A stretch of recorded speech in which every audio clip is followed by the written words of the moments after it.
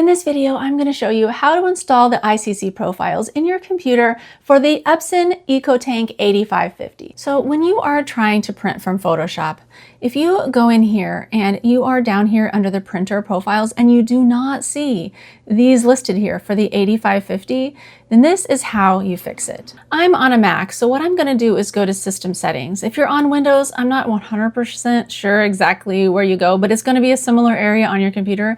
Basically, what you're going to want to do is find where the printers are installed at. So in mine, it's under Printers and Scanners. And then you can see all of these printers here. Now, if you've installed the 8550 and you are not seeing the ICC profiles in Photoshop, what you're going to need to do is remove this printer. So go ahead and hit remove. Next, we're going to go to the Epson website and re-download the software. So even if you have downloaded this previously and installed it, go ahead and do it again at this step.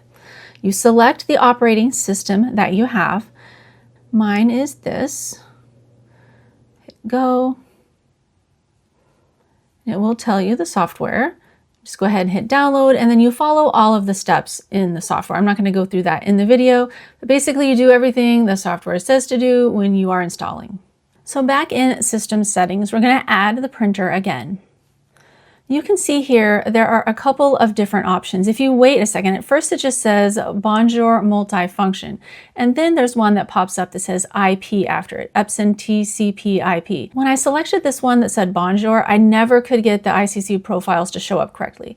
So I would suggest going with the IP version. Then down here, you want to make sure to select the correct software. So go ahead and hit select software, and don't skip this step because this is where the problem's occurring. And see how it automatically had this Canon selected, and you might have a different printer on here for it to have selected because I have a lot of them on my computer, but it had this one and this was really messing it up. It was not showing the ICC profiles correctly on my first try at doing this.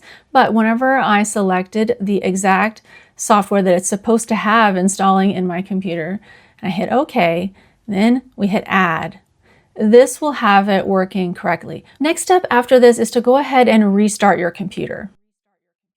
And now, after restarting the computer, you should be able to see these printer profiles showing up here.